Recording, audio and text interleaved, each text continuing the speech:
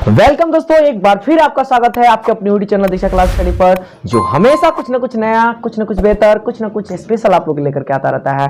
आज भी हम भी कुछ ना कुछ जुड़े हैं आपके साथ, आप हमारे साथ जुड़े हैं तो कुछ ना कुछ तो नया जरूर होगा। तो जैसा कि आपको पता है कि हम लोगों ने क्या स्टार्ट किया था, क्रैश कोर्स स्टार्ट किया था।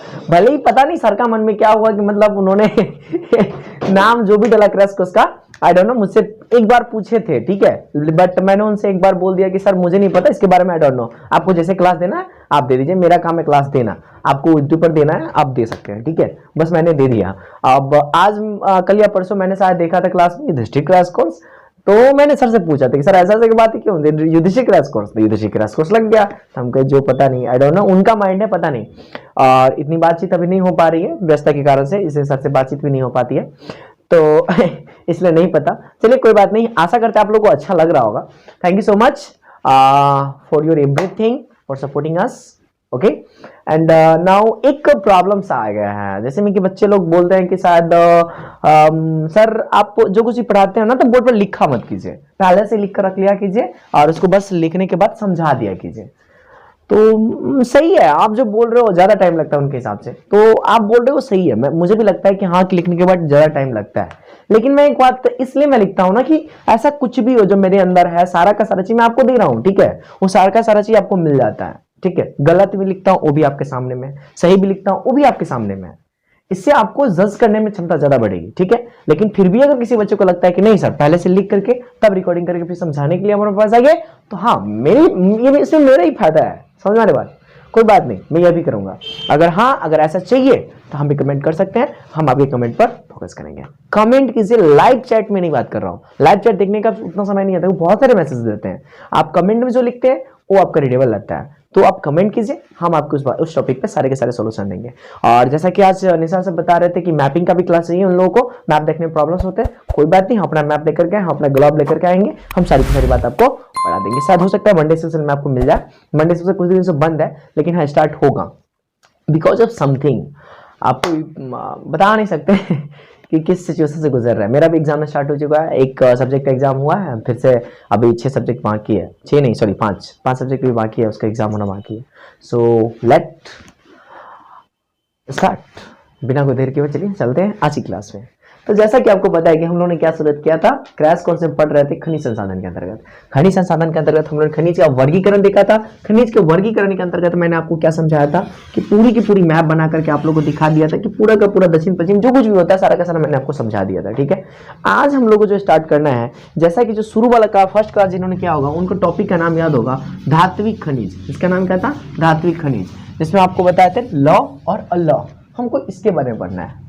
तो आज के टॉपिक का नाम हम यहाँ पे लिख देते हैं, स्टार ही मार के लिख देते हैं, या जो नंबरिंग कर रहे हैं उनको तो बहुत अच्छी तरीके से पता होगा, नहीं लिख रहे हैं जो समझ नहीं रहे कोई बात नहीं, समझ ही रहे तो ये चलेगा।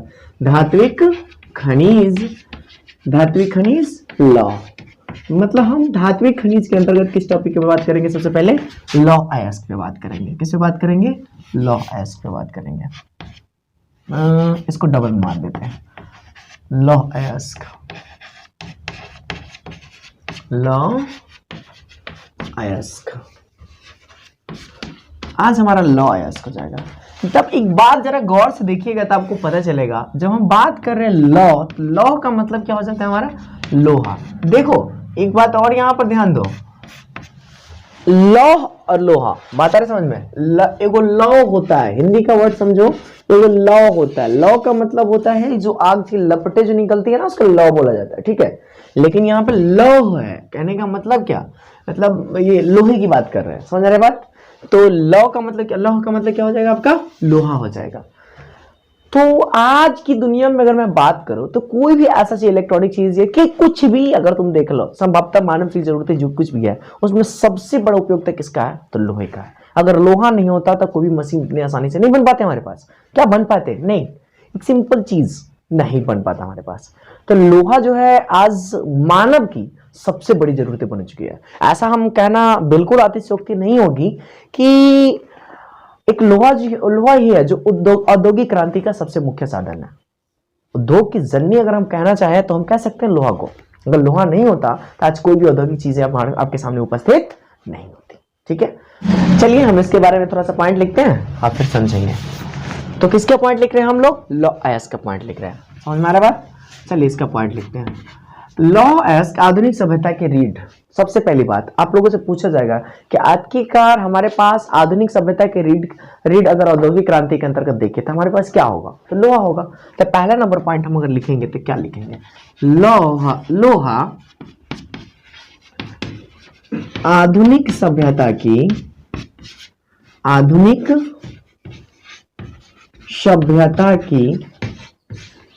रीढ़ है।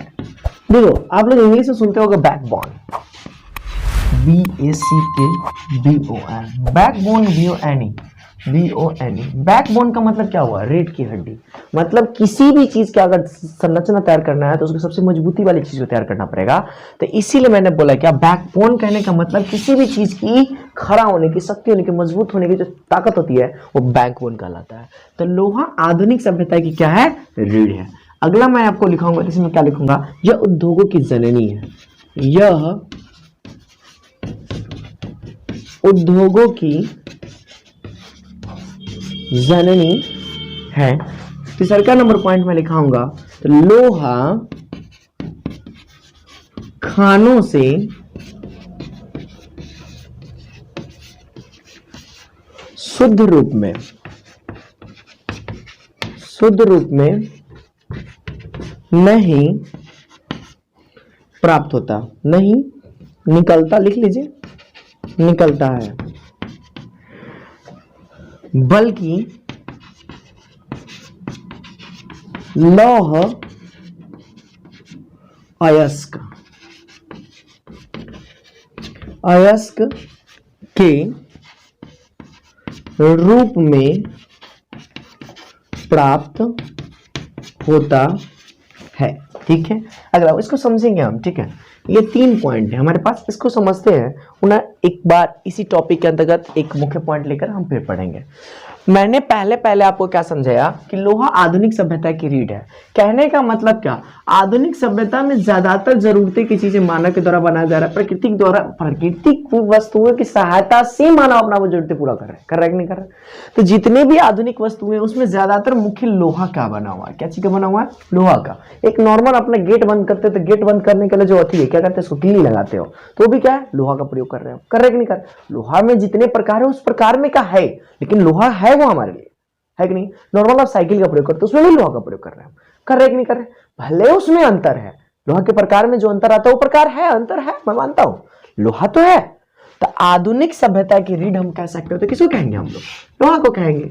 अगला मैंने पॉइंट लिखा है क्या, यह उद्योग की जननी है। कहने का मतलब ऐसा कोई भी उद्योग बना दिया, अब ये बात तो नहीं कही है कि बिस्किट बना दे सर, बिस्किट में लोहा का प्रयोग क्या किया? बिस्किट का जो मशीन होता है बनाने वाला, उसमें तो लोहा का प्रयोग करते ही हैं, करते कि नहीं करते? मशीन कोई भी बन रहा है उसमें लोहा का प्रयोग नॉर्मली किया जाता है। ठीक है, तो लोहा का प्रयोग है उसमें। आप ये नहीं कर सकते उसमें लोहा का नहीं, बिस्किट का बिस्किट में प्रयोग कैसे कर सकते लोहा का? भाई उसमें नहीं कर सकते ना, बिस्किट खाने की चीज है उसमें नहीं कर सकते, लेकिन बिस्किट बनाने के लिए मुझे उस मशीन की जरूरत पड़े, उस मशीन में तो लोहा लगा हुआ है ना, हम उसकी बात कर रहे हैं आपको।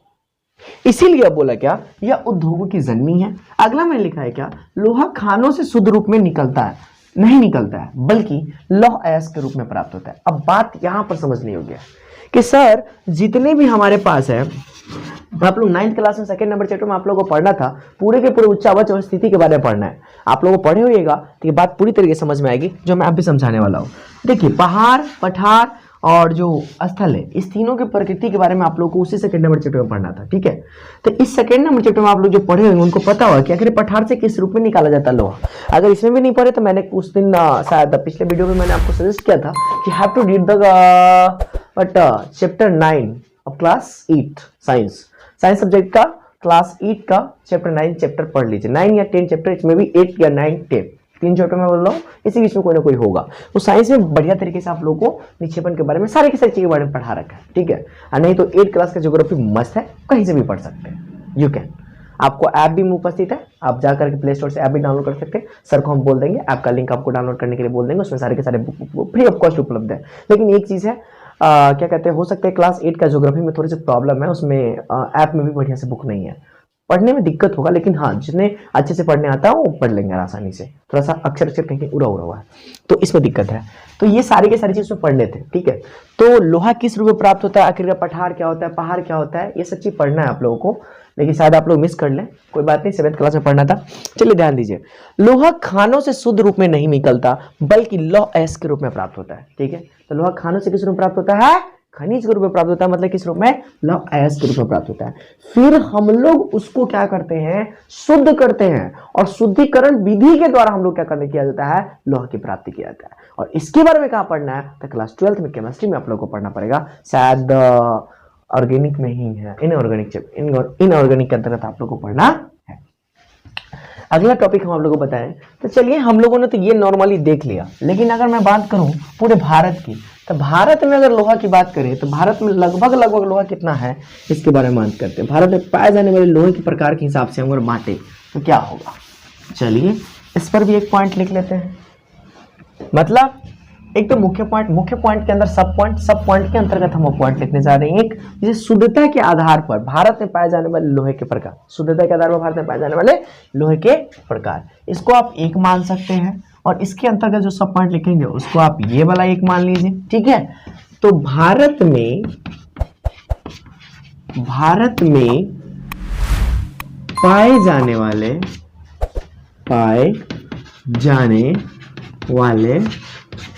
लोहे के प्रकार,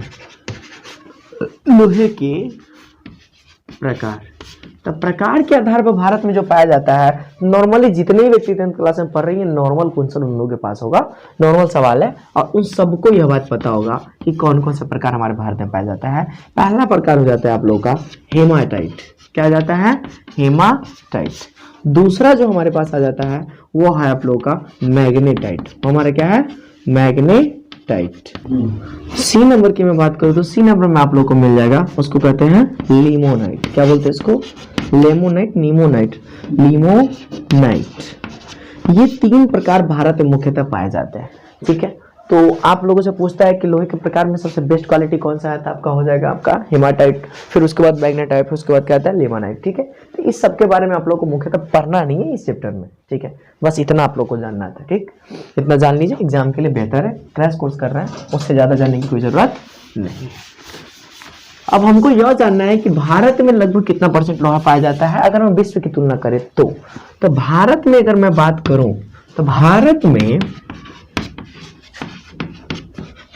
लगभग पूरे विश्व का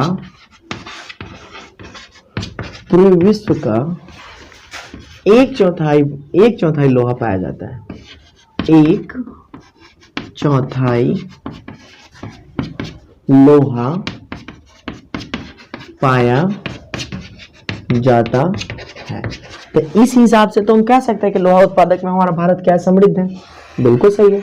अब इसको समझते हैं कि पूरी की पूरी क्या है, दुनिया है, इस पूरे के पूरे दुनिया में अपने आप में 100%, जब ये अपने आप में 100% है, इसको हम अगर 4 भागों में बांटे तो इस 4 भागों में ये पूरा का पूरा अकेला कौन है, तो पूरा का पूरा अकेला जो लोहा उत्पादन करता है वो हमारा भारत है। और इसमें तीनों मिला करके आपका पूरा दुनिया है, बात आ रही समझ में, ये पूरा का पूरा दुनिया मिलकर के इतना उत्पादन करता है, उसमें से अकेले हमारा एक हिस्सा भारत उत्पादन करता है, ठीक है। तो 1/4 हिस्सा लोहा के उत्पादन में हमारा कौन सा है, हमारा भारत भागीदारी है पूरे विश्व में, ठीक है। अगले नेक्स्ट टॉपिक पे हम लोग चलते हैं।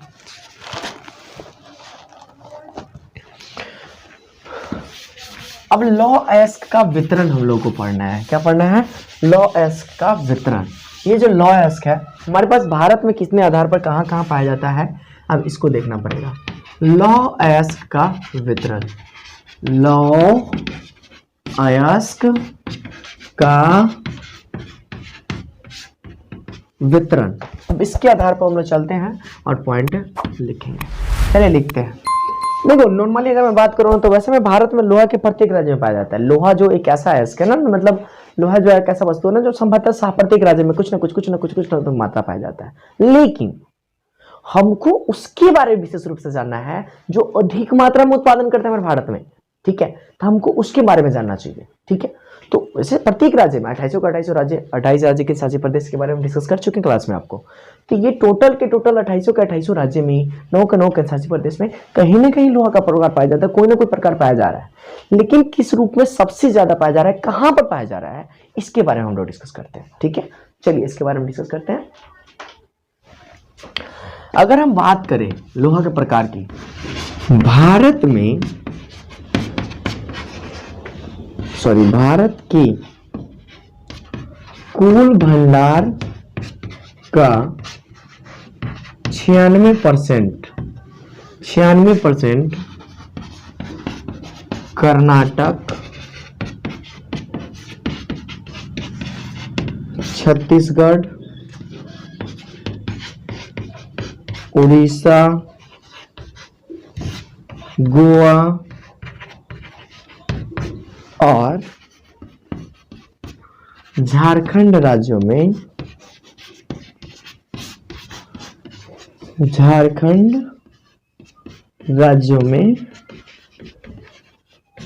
पाया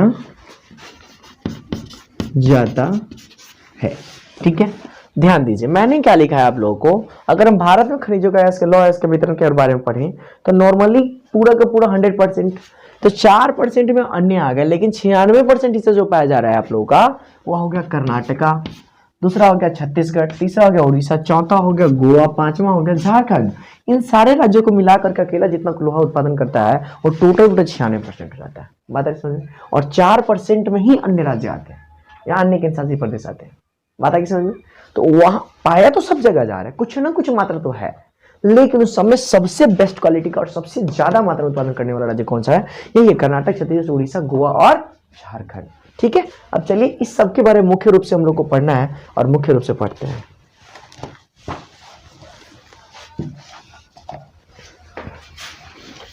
अब सबसे पहले हमारे पास सबसे पहले क्या आता है? कर्नाटक आया है। तो सबसे पहले कर्नाटक के बारे में ही लिखते हैं, कर्नाटक के बारे में समझते हैं कि कर्नाटक कितना ज्यादा योगदान देता है भारत में लोहा के उत्पादन में। कर्नाटक, तो सबसे पहला नंबर पर आ रहा है हमारे पास क्या? कर्नाटक। चलिए इसके बारे में लिखते हैं। यह भारत का लगभग 1/4 मतलब 1/4 चौथाई लोहा उत्पादन करता है।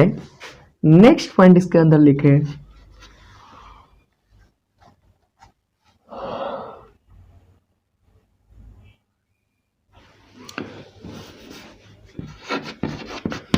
यहाँ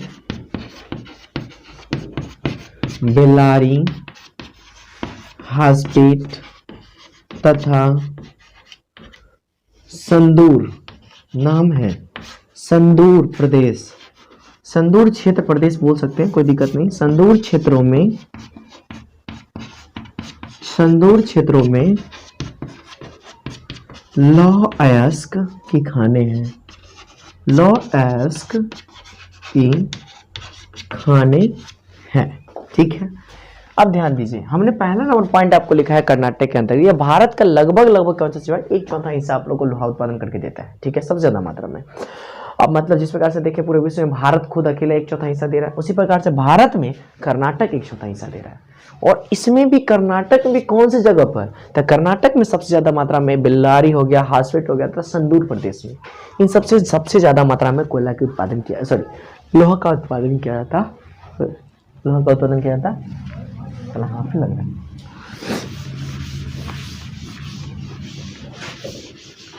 पता है मतलब उठे ना पूरा आँख फूल गया था आज। चलिए नेक्स्ट हमारा आ गया था छत्तीसगढ़। चलिए हम दूसरा का नंबर लिखते हैं, छत्तीसगढ़ के बारे में पढ़ते हैं। छत्तीसगढ़,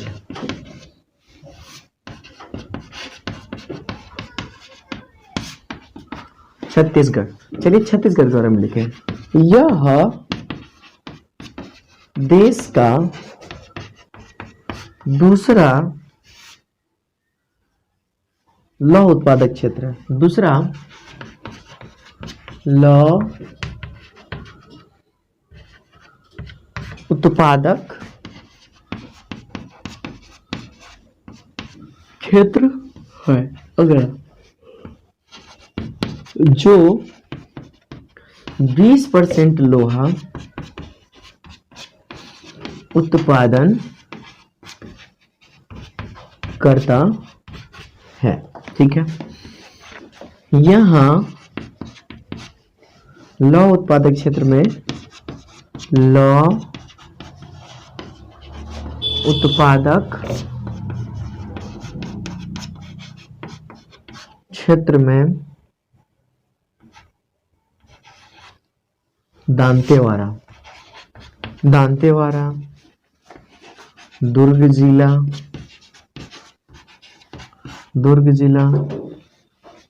ETC है। ये सारे के सारे। अब छत्तीसगढ़ के बारे में समझते हैं। मैंने लिखा है क्या, यह देश का दूसरा लौह उत्पादक राज्य है, क्षेत्र है, कोई दिक्कत नहीं, जो 20% लोहा का उत्पादन करता है। लगभग कितना परसेंट, 20%। और अकेले हमारे पास कौन सा था, आपको कर्नाटक 1/4 हिस्सा दे रहा था आप लोग को। उसमें से हमारा 100% में से 20% योगदान कौन देता है, आपको छत्तीसगढ़ देता है। यहाँ के लौह उत्पादक क्षेत्रों में सबसे पहला हो जाएगा आप लोगों के पास दांतेवाड़ा, और दूसरा हो गया हमारे पास कौन सा, दुर्ग जिला। ठीक है, तो हमने इसके अंतर्गत लॉ एस का पहला नंबर प्रकार हम लोग देख लिया। ठीक है, हम लोग देखें। ठीक है, उसके बाद आप लोग को याद होगा धात्विक खनिज पढ़ाए थे। ठीक है, तो धात्विक खनिज के अंतर्गत बहुत सारे लॉयस के प्रकार बताए थे। ठीक है, तो उसमें पढ़ाए थे आप लोग को लॉयस, मैग्नीज, अब्रक, इस सब के बारे में पढ़ाए थे, नहीं पढ़ाए थे? इस सबको बारी बारी से जो आपको एग्जाम के पॉइंट ऑफ व्यू से इंपॉर्टेंट है, जिसके बारे में क्वेश्चंस आ सकते हैं, उसके बारे में, जैसे लॉयस के बारे में पढ़े तो कहाँ कहाँ लॉयस को सबसे ज्यादा मात्रा में उत्पादन किया जाता है, कैसे कैसे जगहों पर इसका वितरण है, कितना कितना मात्रा में है, उस राज्य में अगर होता है तो उस राज्य में किस जगह पर सबसे ज्यादा मात्रा उत्पादन किया जाता है, इसके बारे में डिस्कस किया। ठीक है, उसी के माध्यम से मैग्नीज के बारे में देख लेंगे, 2-4 और हैं जो इंपॉर्टेंट है आप लोग के लिए, उसके बारे में देखें। ठीक है, तो आज की क्लास में यहीं पर रखूंगा। I am sorry and thank you so much. Keep smiling and keep smiling. Bye bye. याद रखो, हमेशा खुश रहो, जिंदगी खुशियों से ही कटती है, झेलने से नहीं कटती। ठीक है, तब तक के लिए बाय, मिलते हैं पुनः अगले वीडियो में। आपके साथ हमेशा दीक्षा परिवार। Thank you, bye. जय हिंद, जय भारत।